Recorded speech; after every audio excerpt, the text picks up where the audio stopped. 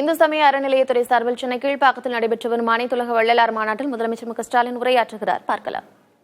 திருமதி பிரியா அவர்களே, சட்டமன்ற உறுப்பினர்கள் மோகன் அவர்களே, தாயகம் கவி அவர்களே, வெற்றியழகன் அவர்களே, ஜோசப் சாமுவேல் அவர்களே, கூடுதல் தலைமைச் செயலாளர் திரு மணிவாசன் ஐஏஎஸ் அவர்களே, ஆணையர் திரு ஸ்ரீதர் ஐஏஎஸ் அவர்களே, மாநகராட்சியினுடைய ஆணையர் திரு குமரகுருபரன் அவர்களே, இங்கு எனக்கு முன்னால் சிறப்பாக உரையாற்ற அமர்ந்திருக்கக்கூடிய கோவை குமரகுரு கல்வி நிறுவனங்களுடைய தலைவர் பெருமதிப்பிற்குரிய கிருஷ்ணராஜ் வானவராய் அவர்களே, வடலூர் தலைமை சமரச சுத்த சன்மார்க்க சங்கத்தினுடைய தலைவர் திரு அருள் நாகலிங்கம் அவர்களே, பொதுச் செயலாளர் திரு வெற்றிவேல் அவர்களே, வள்ளலார் சன்மார்க்க அன்பர்கள்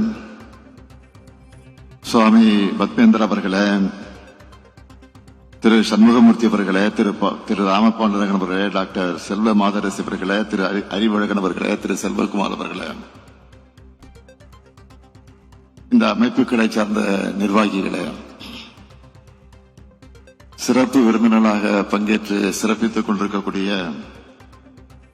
பெருமதிப்பிற்குரிய இந்து ராம் அவர்களே, என்னுடைய அன்பிற்கினிய சுகி சிவம் அவர்களே, அரசு அலுவலர்களே, நிலைக்குழு தலைவர் திரு சிற்றரசு உள்ளிட்ட உள்ளாட்சி அமைப்பினுடைய பிரதிநிதிகளே, பத்திரிகை மற்றும் ஊடகத்துறை சார்ந்த நண்பர்களே, உங்கள் அனைவருக்கும் என்னுடைய அன்பான வணக்கம். தர்மமிகு சென்னைன்னு வள்ளலார் போற்றிய சென்னையில அவர் காட்டின அறநெறிகளை வாழ்க்கை முறையாக பின்பற்றி வரும் ஆன்மீக அன்பர்களான உங்களை எல்லாம் இந்த அனைத்துலக வள்ளலார் மாநாட்டில் சந்திப்பதில் நான் மிகுந்த மகிழ்ச்சி அடைகிறேன். வள்ளலார் பாடுவதற்காக எடுத்துக்கொண்ட திருவாரூரை சார்ந்தவர் என்ற பெருமையோடு இந்த மாநாட்டில் நாம் பங்கேற்க வந்திருக்கிறேன். இந்த மாநாட்டை மிக சிறப்பாக ஏற்பாடு செய்திருக்கக்கூடிய மாண்புமிகு அறநிலையத்துறை அமைச்சர் திரு சேகர்பாபு அவர்களுக்கும், அவருக்கு துணை நிற்கக்கூடிய அரசு கூடுதல் தலைமைச் செயலாளர் திரு மணிவாசன் ஐஏஎஸ் அவர்களுக்கும் மற்றும் அதிகாரிகள் அலுவலர் அத்தனை பேருக்கும் அந்த நேரத்தில் பாராட்டுகளையும் வாழ்த்துக்களையும் தெரிவித்துக் கொள்ள விரும்புகிறேன். நம்முடைய சேகர்பாபு அவர்களை பொறுத்த வரைக்கும் கழகப்பணியாக இருந்தாலும் சரி, அரசின் சார்பில் நடைபெறக்கூடிய ஆன்மீக பணிகளாக இருந்தாலும் சரி, அதை சிறப்பாக செஞ்சு தான் செயல்பாபு தான் என்பதை தொடர்ந்து நிரூபிக்கக்கூடியவர். இந்த மாநாட்டையும் ஆன்மீக அன்பர்கள் அனைவரையும் அழைச்சு அமைதியோடும் அழகோடும் ஏற்பாடு செஞ்சு நம்முடைய அன்பை பெற்றிருக்கிறார். சேகர்பாபு அவர்களை பொறுப்பேற்றதற்கு பிறகுதான் அறநிலைத்துறை இவ்வளவு சிறப்பாக விரைவாக செயல்பட முடியுமா என பலரும் வியப்போடு பார்க்க தொடங்கினாங்க. அறநிலைத்துறையில நம்ம திராவிட மாடல் அரசு செஞ்சிருக்கக்கூடிய எண்ணற்ற சாதனைகள் சிலவற்றை மட்டும் நான் சொல்ல விரும்புகிறேன். தமிழ்நாட்டு வரலாற்றிலே இல்லாத அளவுக்கு 20 ஆண்டுகள் முதல் 100 ஆண்டுகள் வரை குடமுழுக்கு விழாக்கள் நடைபெறாத 4192 கோயில்களில் திருப்பணிகள் மேற்கொண்டு குடமுழுக்கு நடத்தப்பட்டிருக்கு. 1000 ஆண்டுகள் பழமையான திருக்கோயில்களை புனரமைச்சு பாதுகாத்திடக்கூடிய வகையில் அரசு நிதி 425 கோடி ரூபாய், திருக்கோயில் நிதி உபயதாரர் நிதி, பொதுநல நிதி என மொத்தம் 560 கோடி ரூபாய் மதிப்பீட்டில் 352 திருக்கோயில்களை திருப்பணிக்கு எடுத்துக்கிட்டு இதுவரை 87 திருக்கோயிலை குடமுழுக்கு செஞ்சு முடிச்சிருக்கிறோம். அது மட்டுமல்ல, 12,931 திருக்கோயில்கள்ல 8,100 கோடி ரூபாய் மதிப்பீட்டில் 29,479 திருப்பணிகள் நடந்துகிட்டு இருக்கு. இதுல 4,346 கோடி ரூபாய் மதிப்பீட்டிலான 16,756 பணிகள் நிறைவு பெற்றிருக்கு. மேலும் உபயதாரர் நிதி மூலமாக 2,000 கோடி ரூபாய் மதிப்பீட்டிலான 12,220 திருப்பணிகள் நடந்துட்டு இருக்கு. கோயில் சொத்துக்களை மீட்கணும் என பெருமுயற்சி எடுத்து அதிலையும் சாதனை படைச்சிருக்கிறோம். 8,423 கோடி ரூபாய் மதிப்பிலான 8,106 ஏக்கர் நிலங்களை மீட்டிருக்கோம். கிராமப்புற திருக்கோயில்கள், ஆதிதிராவிடர் மற்றும் பழங்குடியின பகுதிகளில் உள்ள திருக்கோயில்களுக்கான திருப்பணி, அந்த நிதி உதவித்தொகையை 1 லட்சம் ரூபாயிலிருந்து 2,50,000 ரூபாயை உயர்த்தி 10,000 கோயில்களுக்கு நிதி உதவி வழங்கியிருக்கிறோம். கோயில்கள்ல திருப்பணியோடு அறப்பணிகளையும் செய்யணும் என்று முடிவு செஞ்சு 19 திருக்கோயில்கள்ல முதலுதவி மருத்துவமனைகள் அமைச்சிருக்கிறோம். ஏழை எளிய குடும்பங்களை சார்ந்தவர்களுக்கு 4 கிராம் தங்கத்தாலி, பட்டுப்புடவை, பட்டு வேஷ்டி உள்ளிட்ட 70,000 மதிப்புள்ள சீர்வரிசைகளோட திருக்கோயில் சார்பா 2,800 திருமணங்களை நடத்தி வச்சு முடிச்சிருக்கிறோம். 165 மாற்றுத்திறனாளி இணையர்களுக்கும் திருமணங்கள் நடைபெற்றிருக்கு. 2 திருக்கோயில்களை செயல்பட்டு வந்த நாள் முழுவதும் அன்னதான திட்டத்தை இப்போ 12 திருக்கோயில்களுக்கு விரிவுபடுத்தி இருக்கிறோம். 764 திருக்கோயில்ல ஒருவேளை அன்னதான திட்டத்தை செயல்படுத்திட்டு இருக்கோம். திருக்கோயில்களை தலவரலாறு, தலப்புராணம், கட்டடக்கலை, கல்வெட்டுகள் குறித்த 514 தொன்மையான அரிய நூல்களை மறுபதிப்பு செஞ்சு வெளியிட்டு இருக்கிறோம். இப்போ நான் சொன்ன சாதனைகள் எல்லாம் குறைவுதான். பெரிய சாதனை புத்தகத்தினுடைய சில பக்கங்கள் தான். ஏராளமான சாதனைகள் இருக்கு. கடந்த ஆண்டு 5 லட்சத்துக்கு மேற்பட்டோர் கலந்து கொண்ட அனைத்துலக முத்தமிழ் முருகர் மாநாட்டை நடத்தி எல்லாரையும் திரும்பி பார்க்க வச்சோம். இன்னைக்கு அனைத்துலக வள்ளலார் மாநாட்டை நடத்திக்கிட்டு இருக்கிறோம்.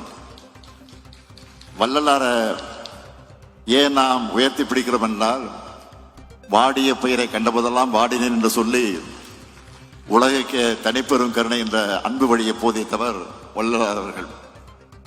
அவரது வழியில்தான் நமது திராவிட மாடல் அரசும் எளிய ஏழை எளிய மக்களுக்காக செயல்படுகிறோம். ஏழை மக்களின் பசியை பிணி என்று சொன்னார் வள்ளலார். அந்த பிணியை ஒழிக்கும் மருந்துதான் நமது திராவிட மாடலுடைய திட்டங்கள். அதனால்தான் பள்ளிகளில் காலை உணவு திட்டம் முதல் முதியோர்களுக்கான தாயுமானவ திட்டம் வர அனைத்து வயதினரையும் கருணையோடு அரவணைக்கிற பல்வேறு திட்டங்களை செயல்படுத்திக்கிட்டு இருக்கிறோம். வள்ளலார் தமிழ் சமூகத்தில் உதித்த புரட்சியாளர், பண்பாளர். அவரை போற்ற வேண்டியது தமிழ்நாட்டுடைய கடமை.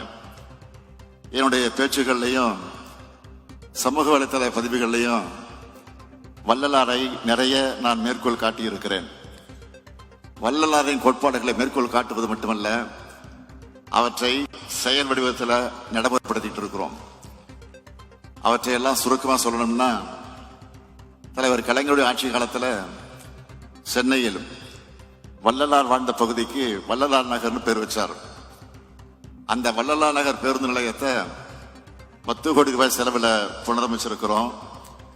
மதிப்பிற்குரிய கிருஷ்ணராஜ வானவராயர் சொன்னாரு, நம்முடைய திராவிட மாடல் ஆட்சி பொறுப்பேற்றதும் வள்ளலார் பிறந்த நாள தனி பெருங்கருணை நாளாக அறிவிச்சோம்.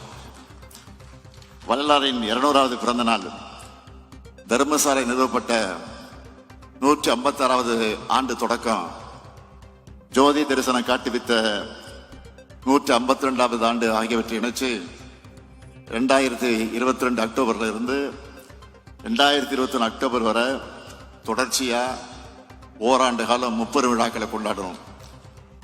அது மட்டுமல்ல, வள்ளலார் 200 என்ற பேர்ல லட்சணை, அஞ்சல் உரை, சிறப்பு மலர் வெளியிட்டு அன்னதானம், மாணவர்களுக்கு இலக்கிய போட்டிகள்னு பல்வேறு நிகழ்ச்சிகளை நடத்தணும். வள்ளலார் வாழ்ந்த மருதூர் இல்லத்தை புனரமைச்சோம். தைப்பூசத்தை முன்னிட்டு வடலூர் வள்ளலார் தெய்வ நிலையத்தை 3 நாட்கள் அங்கு அன்னதானம் வழங்கப்பட்டுச்சு. இன்றைக்கு திருவொற்றியூர் நெடுஞ்சாலைக்கு வள்ளலார் நெடுஞ்சாலைன்னு பேர் சுட்டி திறந்து வச்சிருக்கிறோம். இந்த சாதனைகளுடைய தொடர்ச்சியாகத்தான் வள்ளலார் பற்றாளரின் கோரிக்கையின் அடிப்படையில் அவருடைய உயரிய கருத்துக்களை, வாழ்க்கை நெறிகளை உலகெங்கும் போற்றின நோக்கத்தோடு இன்று அனைத்துலக வள்ளலார் மாநாடு நடத்தப்படுது. இந்த மாநாட்டுக்கு வந்துட்டு புதிய அறிவிப்புகளை வெளியிடாம போனா சேகர்பாபுக்கு நிம்மதி இருக்காது, எனக்கும் திருப்தி இருக்காது. அதனால 7 அறிவிப்புகளை நான் வெளியிட விரும்புகிறேன். முதல் அறிவிப்பு, இந்த அனைத்துலக வள்ளலார் மாநாடு நடைபெற்றதை குறிக்கக்கூடிய விதமா இந்த பள்ளி வளாகத்தில் நினைவு தூண் அமைக்கப்படும். இரண்டாவது அறிவிப்பு, வடலூர்ல சன்மார்க்க பயிற்சி பள்ளி ஏற்படுத்தப்படும். அந்த பள்ளியில திருவருட்பா இசைப்பயிற்சியும் அளிக்கப்படும். மூன்றாவது அறிவிப்பு, வடலூர்ல வள்ளலார் பெயரில் மூலிகை தோட்டம் அமைக்கப்படும். நான்காவது அறிவிப்பு, ஸ்பிரிச்சுவல் ஆல்கெமி என்ற வள்ளலார் புத்தகம் அறநிலைத்துறை பதிப்பகத்தின் மூலமாக வெளியிடப்படும். ஐந்தாவது அறிவிப்பு, வள்ளலார் பிறந்த நாளை ஒட்டி ஆண்டுதோறும் 3 நாட்கள் விழா நடத்தப்படும். ஆறாவது அறிவிப்பு, மேட்டுக்குப்பம், மருதூர், கருங்குழி ஆகிய இடங்களில் வள்ளலார் அன்னதான கூடங்கள் திறக்கப்படும். ஏழாவது அறிவிப்பு, கடலூர் மாவட்ட ஆட்சியர் அலுவலகத்துக்கு அருகில் அமைந்து வரக்கூடிய பூங்காவுக்கு வள்ளலார் பூங்கா என பெயர் சூட்டப்படும். இந்த மகிழ்ச்சி தானே உங்களுக்கு? அதேபோல் இங்கு மதிப்பிற்குரிய நம்முடைய கிருஷ்ணராய வானவராயர் அவர் சொன்ன கோரிக்கைகள் உண்டு. தலைநகர் சென்னையில் வள்ளலார் ஆய்வு மையம் அமைக்கப்படும் என்பது. அந்த ஆய்வு மையம் இந்து சமய அறநிலையத்துறை அலுவலகத்துக்கு வளாகத்தில் அமைக்கப்படும். மற்ற கோரிக்கைகளும் நிச்சயம் கருத்தில் கொள்ளப்படும். ஏன் அதை கருத்தில் கொள்ளப்படும் என்பது அவருக்கும் தெரியும், உங்களுக்கும் புரியும்.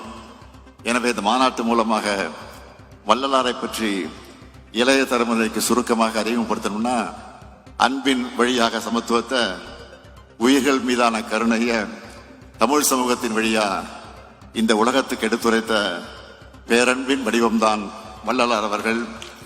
சாதியில, மதங்களில, சமய நெறிகளில, சாத்திர சந்தடிகளில, கோத்திர சண்டையில, ஆதியில அபிமானத்தை அலைகின்ற உலகில் அலைந்து அலைந்து வீணே நீர் அழிதல் அழகல்லவேன்னு சொல்லி அறிவு நெறியை பரப்பியவர் வள்ளலார் அவர்கள். இந்த சமூகத்தில் இறுகி போயிருந்த பழமைவாதிகளையும் மூடத்தனங்களையும் சாடியவர் அவர். சாதி சமய வேறுபாடுகளால் சமூகத்தை கட்டமைக்க வேண்டும் என்ற அவருடைய பெருங்கனவைத்தான் திராவிட இயக்கத்துடைய உயிர்மிச்சான கொள்கை. அதனால்தான் திராவிட இயக்கம் உருவானதிலிருந்து தொடர்ந்து வள்ளலாரை உயர்த்தி பிடிச்சிட்டு இருக்கிறோம்.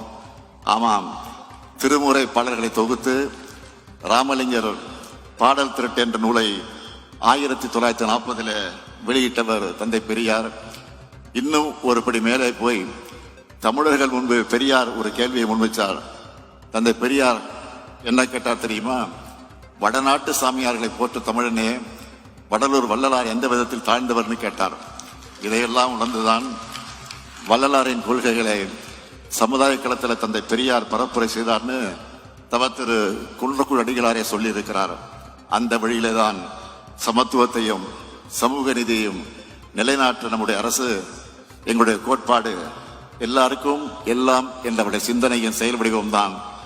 இங்கே கூடியிருக்கக்கூடிய அன்பர்கள் எல்லோரிடத்தில் நான் கேட்டுக்கொள்ள விரும்புவது, வள்ளலாரை போற்றுவதோடு நம்முடைய பணி நின்றுவிடக்கூடாது. அவருடைய நோக்கங்கள் முழுமையா உணர்ந்து கடைபிடிக்க பாடுபட வேண்டும். அதற்கு இந்த மாநாடு வழி வகுக்கணும். ஏன்னா நம்முடைய பண்பாட்டு அடையாளங்களுக்கு வேறு வர்ணம் பூச நினைக்கிறாங்க. வள்ளலாரின் நோக்கங்களை சிதைச்சிட நாம் அனுமதிக்க கூடாது. பிரிவினை சக்திகளுக்கு ஒருபோதும் இடம் கொடுக்காம அன்பும் பண்பும் அறனும் கருணையும் கொண்ட சமுதாயத்தை உருவாக்க உழைப்போம். சமத்துவம் ஊற்றும் அன்பு வழியாம் வள்ளலார் நெறி எங்கெங்கும் பரவட்டும், என்றென்று நிலைக்கட்டும். அவர் ஏற்றி வைத்த ஜோதியைப் போல சுடர் விடட்டும். அணையாத அடுப்பை போல அனைவரின் தேவைகளை நிறைவேற்றி இடர்போக்கும் இனிய அரசாகவும் நம்ம திராவிட மாடல் அரசு என்றைக்கும் திகழும் என்று கூறி விடைபெறுகிறேன். நன்றி.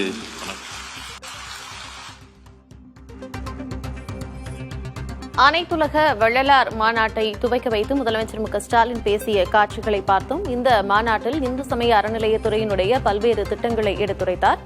மேலும் 7 அறிவிப்புகளை அவர் வெளியிட்டிருக்கிறார். கீழ்ப்பாக்கம் பள்ளி வளாகத்தில் வள்ளலார் மாநாட்டு நினைவு தூண் அமைக்கப்படும் என்றும், சன்மார்க்க பயிற்சி பள்ளி வடலூரில் அமைக்கப்படும் என்றும் தெரிவித்திருக்கிறார். மேலும் வடலூரில் மூலிகை தோட்டம் அமைக்கப்படும் என்றும் தெரிவித்திருக்கிறார்.